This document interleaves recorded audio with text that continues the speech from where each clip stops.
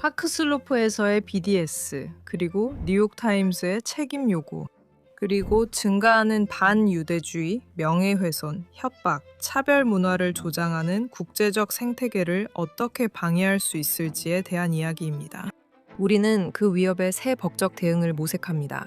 저는 일라나 마젤 다이아몬드, 여긴 베이직 로우입니다. 쇼에 다시 오신 것을 환영합니다, 마크. 여기 와주셔서 정말 감사합니다. 초대해 주셔서 감사합니다. 항상 영광입니다. 5월 29일 뉴욕타임스의 기관 주주를 대표하는 NJ 에이스가 회사에 공식 요구서를 보냈습니다.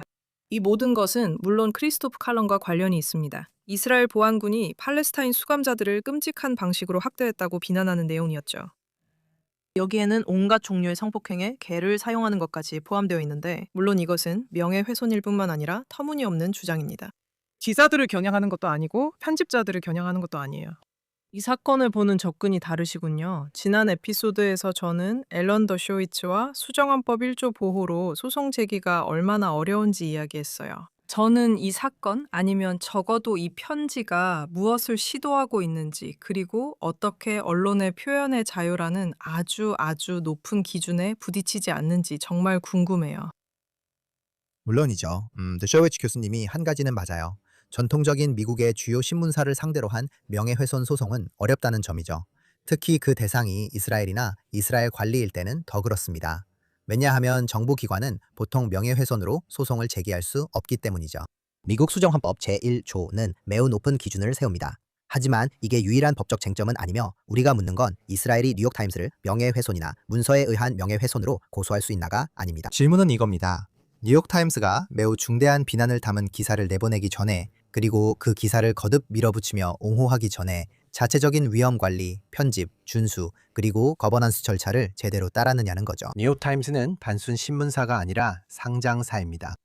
뉴욕타임스는 SEC 공시 자료에서 주주들에게 신뢰성과 신뢰가 실제로 자사의 핵심 자산이라고 반복해서 말합니다. 그래서 이렇게 폭발적인 내용을, 특히 평판이나 법적, 비즈니스적인 위험이 명백한 주제에 대해 보도할 때 주주들은 이사회와 경영진이 약속한 대로 실제로 그들의 역할을 했는지 물을 자격이 있습니다. 이것은 수정헌법 제1조를 우회하는 것이 아니라 별도의 기업법상 책임을 묻는 별개의 장치입니다. 우리는 법원에 뉴욕타임스의 정치적 성향이 좋고 나쁜지 판단해 달라고 요청하는 것이 아닙니다. 우리는 그 회사가 신뢰도, 명성, 그리고 주주 가치를 위험에 빠뜨리기 전에 스스로의 규칙을 따랐는지 여부를 묻고 있는 것입니다.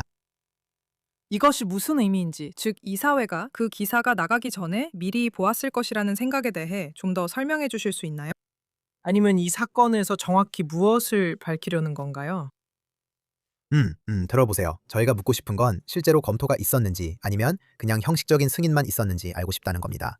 그들이 실제로 사실관계를 검증했는지, 출처의 신뢰성을 평가했는지 궁금합니다. 알다시피 전직 총리가 나와서 내 말이 왜곡됐다고 말할 때, 글쎄요, 그들이 법적, 평판상 위험을 고려했는지 궁금합니다. 그들은 자신들이 평소에 고위험 보도에 적용한다고 주장하는 동일한 기준을 적용합니다. 이 질문들을 법적 기준이나 편집 책임자, 이사회에 보고한 적 있나요? 그런 종류의 질문들 말입니다. 그래서 장부와 기록, 절차, 정책들을 요청하셨군요. 첫 번째 질문은 그 요청에 긍정적인 답변을 받고 실제로 그 자료들을 받을 수 있을 거라고 생각하시나요? 하지만 두 번째 질문은 그게 실제로 이루어지든 아니든 거기서 무엇을 발견하게 될 거라고 생각하시나요? 좋은 질문이네요. 만약 그들이 똑똑하다면, 그리고 지금까지 똑똑하다는 증거는 없었지만 만약 똑똑하다면 우리가 요청하는 모든 것을 줄 겁니다. 왜냐하면 이론적으로는 숨길 것이 없어야 하니까요. 이제 우리가 자료를 받았을 때 세 가지 가능성이 있습니다. 첫째, 타임스가 엄격한 절차를 가지고 있고 그 절차를 따랐다는 겁니다. 훌륭하죠. 그게 사실이라면 그냥 기록을 보여주면 됩니다. 두 번째는 엄격한 절차가 있지만 이번엔 무시했다는 점입니다. 이는 심각한 거버넌스 문제입니다. 세 번째는 이 범죄의 위험에 대해 실제로 의미 있는 절차가 전혀 없다는 겁니다. 그것도 심각한 거버넌스 문제입니다. 다시 말하지만 주주들은 최종 기사가 명예훼손이었다는 것을 입증할 필요가 없습니다. 즉, 회사 측 책임자들이 심각하고 예측 가능한 위험을 실제로 관리, 감독했는지가 핵심입니다. 저희 팀, 그러니까 엔제에게는 아넷 알론 백 같은 훌륭한 분들이 계셔서 행운입니다. 아넷 알론 백은 이 나라에서 가장 영향력 있는 기업, 증권법 교수 중 한 분입니다. 저희에게는 게리 앱스타인 씨와 같은 자문위원도 있습니다. 게리는 지금은 은퇴하셨지만 한때 세계 최대 로펌 중 하나인 그린버그 트라우리그에서 글로벌 기업 및 증권 실무 의장을 맡으셨던 분입니다. 이 분야에는 이 소송을 이끌고 옆에서 도와주는 진지하고 영향력 있으며 중요한 분들이 계십니다. 이번 에피소드에서 저희가 기본적으로 할 일은 다양한 최근 법적 조치들을 살펴보고 이를 파크 스로프, 유엔의 이스라엘 블랙리스트 문제 등과 연결해 이야기하려 합니다. 다른 주제도 다룰 수 있습니다. 시청자 여러분, 저희가 이 주제에만 집중하지 않을 것임을 알아주시기 바랍니다. 하지만 잠시 반박하고 싶습니다. 굳이 반대 입장에서 말씀드리자면 기자들은 수십 년 동안 자신들의 취재 과정, 메모, 그리고 취재원의 익명성을 지키기 위해 온갖 위험을 감수해 왔잖아요. 그리고 나서 이건 이론적으로는 알다시피 법적 장치를 이용해서 그런 보호를 빼앗으려는 시도로 비춰질 수도 있잖아요. 기업 지배구조만 이용할 뿐 발언 자체를 문제 삼진 않습니다. 그 주장에 어떻게 답하시겠습니까? 그건 어떤 방식으로든 우리가 하는 일이 전혀 아닙니다. 분명히 말씀드릴게요. 기밀 소스 자료를 요구하는 것과 공개 기업에 그 회사가 자체 지배구조 체계를 따랐는지 그리고 그 시스템이 제대로 작동하는지 묻는 것 사이에는 엄청나고 중요한 차이가 있습니다. 우리는 어떤 방식으로든 기자의 노트를 넘기라고 말하는 것이 아닙니다. 우리는 공개 기업이 주주들에게 신뢰도가 핵심 자산이라고 말한 다음 심각하고 심지어 터무니없는 허위 주장을 담은 칼럼을 발표한다면 주주들은 그들이 자체 정책을 준수했는지 물을 자격이 있다고 말하는 것입니다. 보세요. 법원은 이런 구분을 할 수 있습니다. 그들은 민감한 자료를 다루는 데 익숙합니다. 필요한 부분은 가릴 수 있습니다. 특권이 주장된 자료 목록이나 비밀 유지 명령도 있을 수 있습니다. 필요하다면 비공개 심사도 가능합니다. 출처를 식별할 수 있는 모든 자료는 확실히 제한될 것입니다. 맞죠? 뉴스룸의 민감성, 이것은 실제로 중요한 문제이지만 기업 지배 구조로부터의 절대적인 면책권은 아닙니다. 미국 수정헌법 제1조는 언론을 보호하지만 신인 의무는 여전히 적용됩니다. 그리고 신인 의무가 실제로 위반되었다고 볼 만한 충분한 근거가 있다고 판단될 경우 다음 단계는 무엇인가요? 즉, 그들이 기록을 공개하고 과정을 함께 살피며 성실한 절차를 보이면 그것이 결과가 될 수 있습니다. 우리는 그 기사에 동의하지 않지만 기업 지배구조법은 결과가 아니라 절차에 관한 법입니다.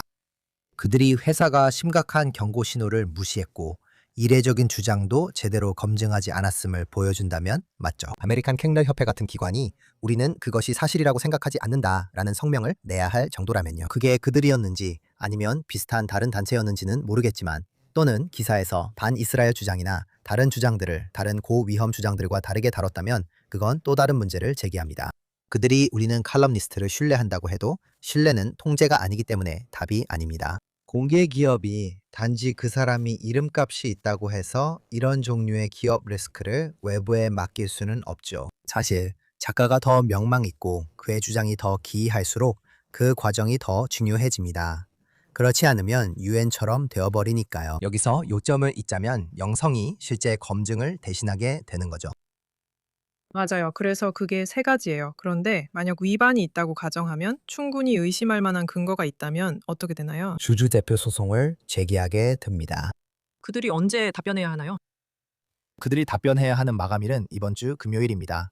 그래서 우리가 이 요구를 집행하기 위해 법정에 가야 하는지 여부를 곧 알 수 있을 겁니다.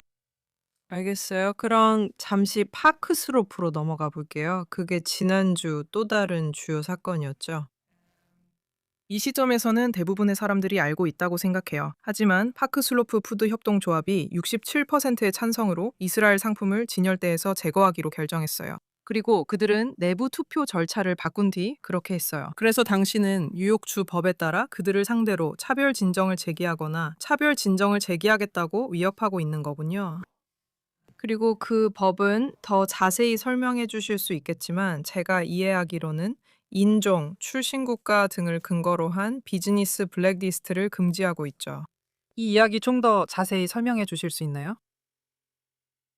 네, 물론입니다. 그리고 한 가지 말씀드리자면 저희는 정말로 실행할 생각이 없으면 절대 내용 증명을 보내지 않습니다. 상대방이 물러서길 바라지만 그렇지 않으면 저희는 반드시 소송을 제기할 의도가 있습니다. 뉴욕법에는 특정한 반보이콧 조항이 있습니다. 이 조항은 보이콧을 하거나 블랙리스트에 올리거나 누군가에게서 구매하거나 판매하거나 거래하는 것을 거부하는 행위를 불법으로 규정하고 있습니다. 이러한 보호받는 특성들, 즉 출신 국가를 포함한 보호 특성이나 그 사람의 소유주, 구성원, 직원 또는 동료 등의 보호 특성 때문에 그렇습니다. 그래서 다시 말하지만 협동조합이 한 일은 말 그대로 특정 국가를 대상으로 한 보이콧을 채택한 것입니다. 즉 이스라엘 상품이라는 이유로 보이콧한 것이죠.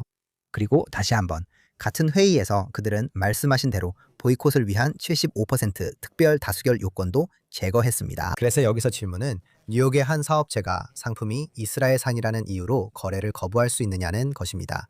그리고 저희는 답은 아니요 라고 봅니다. 그러니까 다시 한번 저는 그 논리를 완전히 이해하고 싶어요. 민간 기업이 어디에서 상품을 들여올지 결정할 권리가 없는 건가요? 정말 좋은 질문입니다. 여기서 민간이라는 것은 민권법에서 면제된다는 뜻이 아닙니다. 예를 들어 볼게요. 식당도 민간일 수 있죠. 클럽도 민간일 수 있습니다. 가게도 민간일 수 있고 이런 협동조합도 민간일 수 있습니다. 하지만 상업 분야에서 영업할 경우 뉴욕주는 상업 기반 사업에서는 보호 범주에 따라 차별할 수 없다고 합니다. 조합원들은 정치적 견해를 가지거나 이스라엘을 비판하는 등 원하는 것을 옹호할 수 있습니다. 개인적으로는 제품 구매를 거부할 수 있습니다. 하지만 사업체를 이용해서 출신 국가에 따른 차별을 매장 정책으로 만드는 것은 할 수 없습니다. 이런 문제가 다른 나라들과도 있었나요? 관련 판례는 어떤가요? 다른 나라의 경우에는 어떤가요? 네, 해외 상품이나 사례에 대해 말씀드린 겁니다. 예를 들어, 다른 기업들이 이런 문제를 얼마나 자주 제기했는지 아시나요? 정확히 뭘 잘 모른다고요? 그들은 다른 나라의 이른바 인권 침해에 대해서는 별다른 조치를 취하지 않는 걸 볼 수 있습니다. 그리고 다시 말하지만 그건 차별적인 이중 잣대를 보여주는 징후 중 하나입니다. 알겠어요. 그러면 당신의 요구는 그들이 정확히 무엇을 하라는 건가요?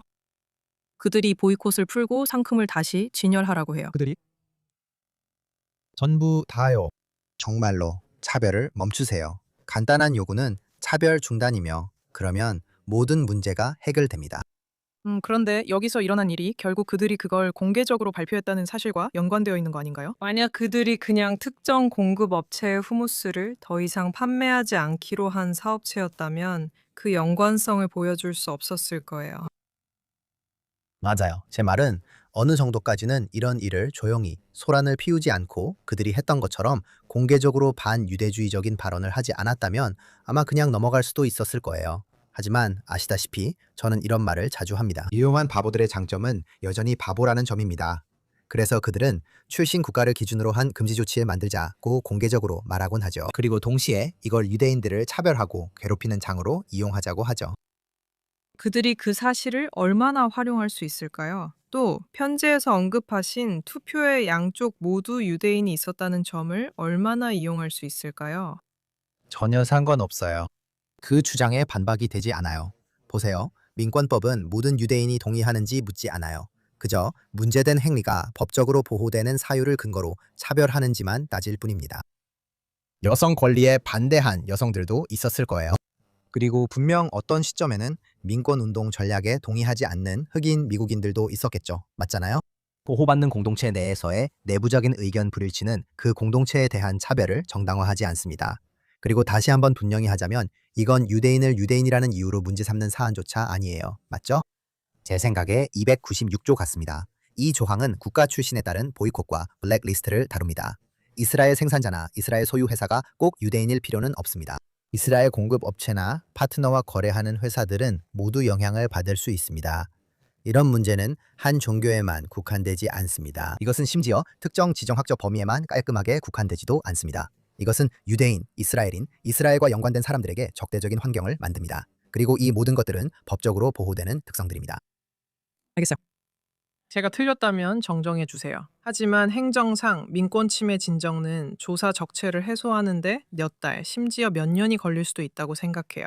이번 경우에는 좀 더 명확한 사례일 수도 있겠지만 그래도 구속력 있는 집행에 이르기 전까지는 이스라엘 제품들이 계속 진열대에서 빠져 있을 수도 있겠죠. 맞죠? 즉 그들이 이 입장을 계속 고수하면 실제로 구제받을 수 있다는 말이군요.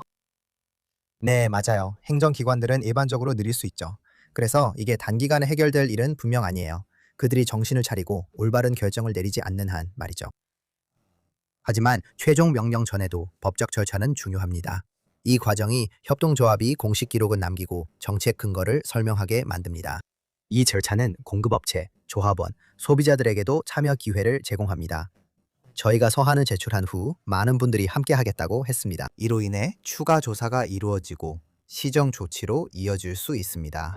그리고 이런 일을 진행하는 동안 여러 가지 병행되는 압박도 있습니다.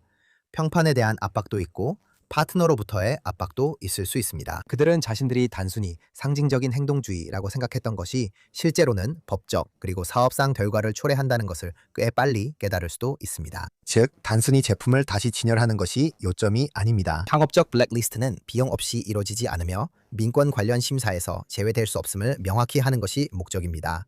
관여 시 결과를 감수해야 합니다.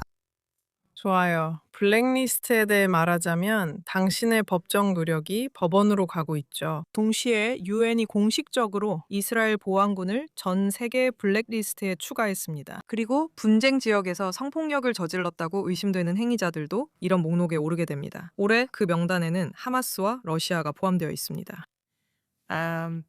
그래서 이 모든 다양한 흐름을 하나로 묶기 전에 그 조치가 가지는 의미는 무엇인가요? ICC에서 이스라엘인들에 대한 영장이나 ICJ에서 끝나지 않는 이 사건에 관해서는 적어도 2029년까지는 계속될 것이고 어쩌면 그 이후까지도 이어질 것입니다. 제 말은 그 의미는 우리가 완전히 이상한 세상에 살고 있다는 겁니다.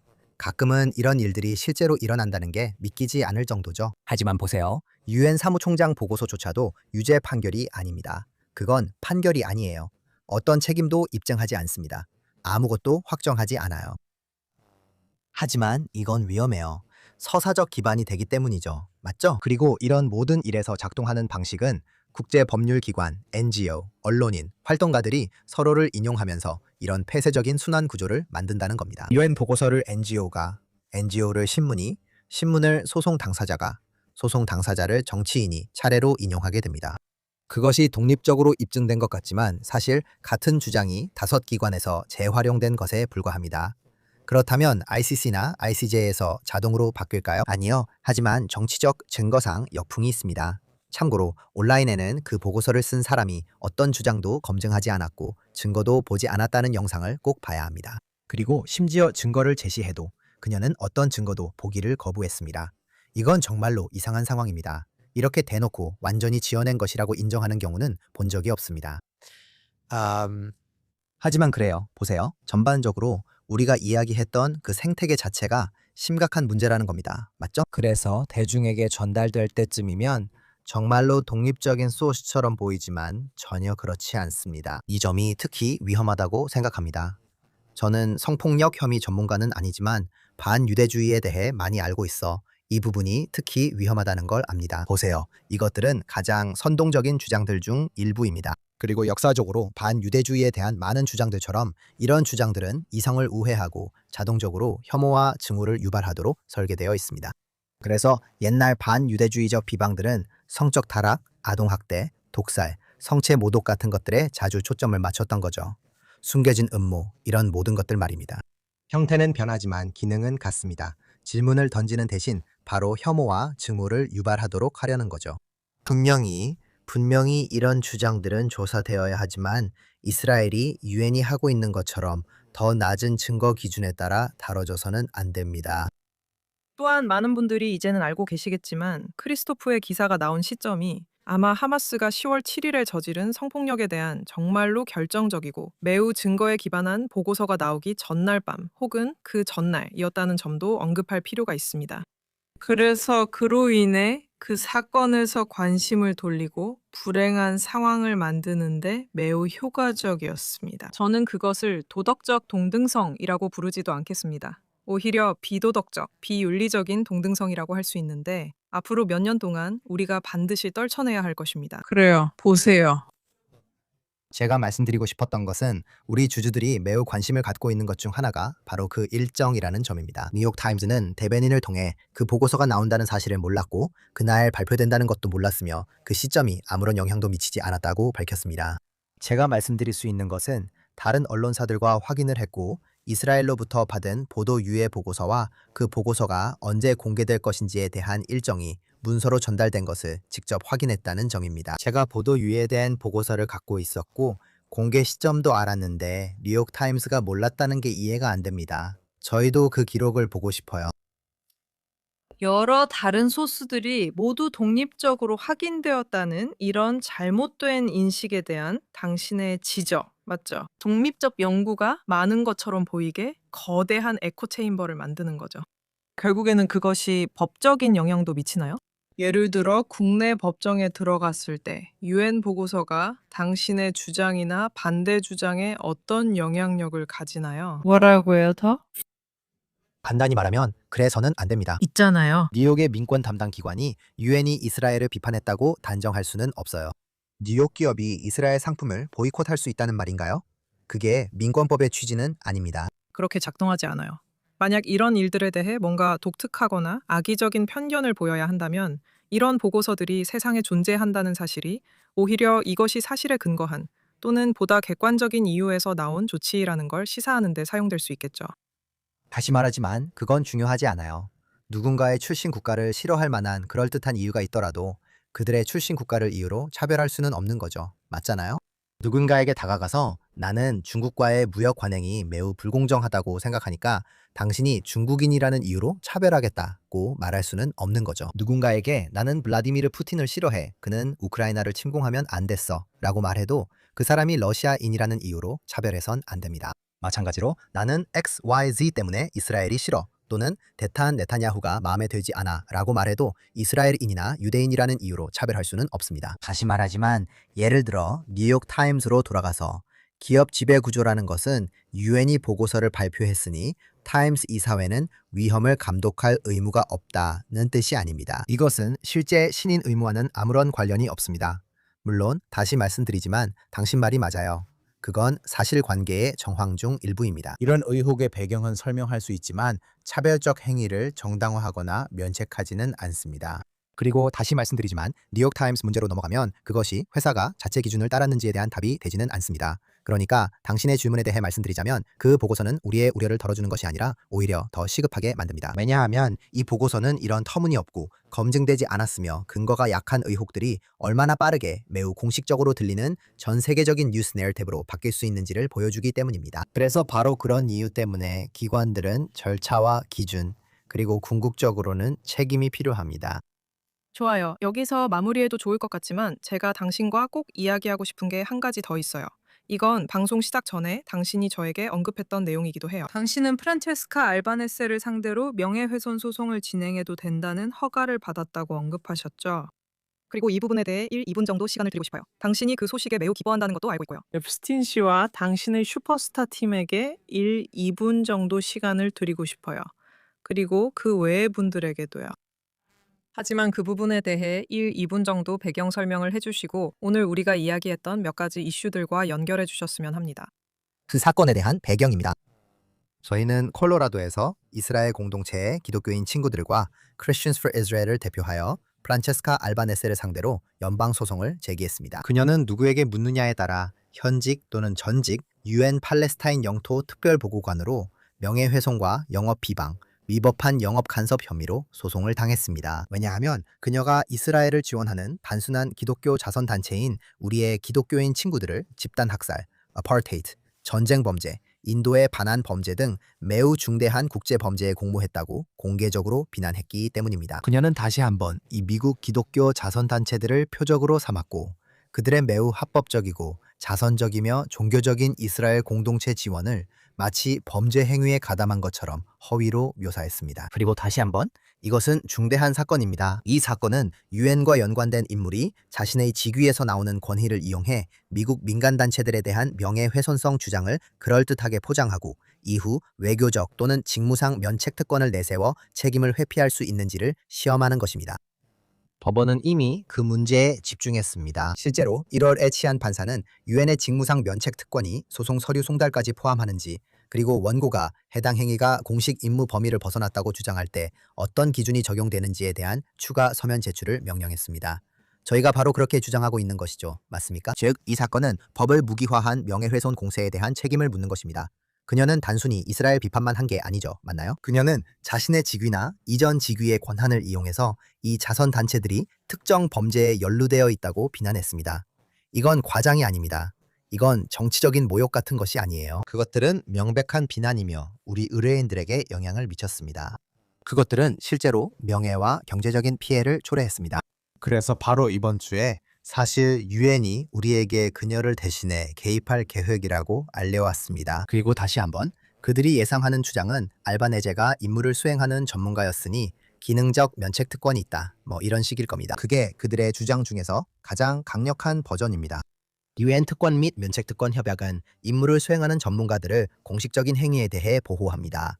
여기에는 임무 수행 중에 말하거나 쓴 특정한 말들도 포함됩니다. 하지만 여기서 핵심 단어는 기능적 면책 특권입니다. 개인적인 면책 특권이 아니고 외교적 면책 특권도 아닙니다.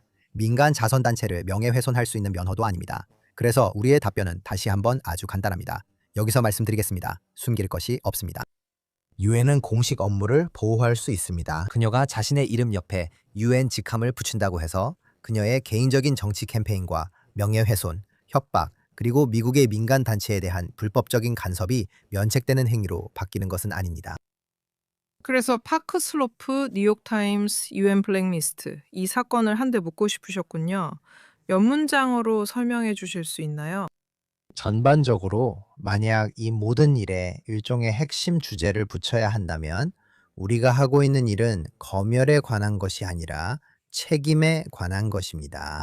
비난이 사실이면 모두 근거를 제시해야 하며 보이콧이 합법적이면 협동조합은 뉴욕법에 따라 이를 방어할 수 있어야 합니다. 유엔을 포함한 강력한 기관들이 다른 모든 사람들이 따라야 하는 규칙을 지키지 않고 반이스라엘 중상을 퍼뜨리거나 실행에 옮기고 있다면 유대인 공동체도 법을 사용할 권리가 있습니다. 그것이 뉴욕타임스이든 프란체스카 알바네제이든 유엔 자체이든 상관없습니다. 네, 저희는 계속해서 당신과 소통하겠습니다. 그리고 당신이 이러한 도전들을 진지하게 받아들이고 혁신을 시도했다는 사실은 큰 영감이 됩니다. 당신뿐만 아니라 저와 다른 단체들도 마찬가지입니다. 그리고 항상 대화할 기회를 주셔서 감사합니다. 행운을 빕니다. 초대해 주셔서 감사합니다. 고맙습니다.